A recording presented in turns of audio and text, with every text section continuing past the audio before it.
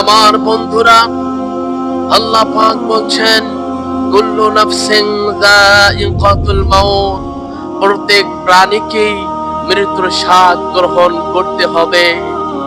ওয়া ইন্নামা তুওয়াফাউনা উজুরাকুম ইয়াওমাল কিয়ামাহ, আর নিশ্চয় কিয়ামতের দিন তোমাদের কাজের প্রতিদান পুরোপুরি ভাবে তোমাদেরকে দেওয়া হবে।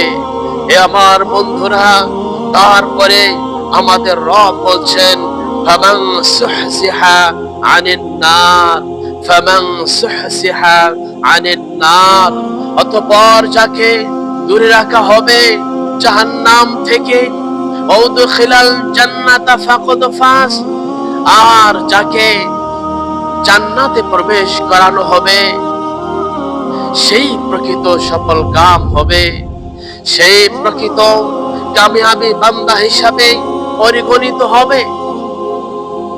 আমার বন্ধুরা, এরপরে আল্লাহ রাব্বুল আলামিন বলছেন ওয়ামাল হায়াতুদ দুনিয়া, আর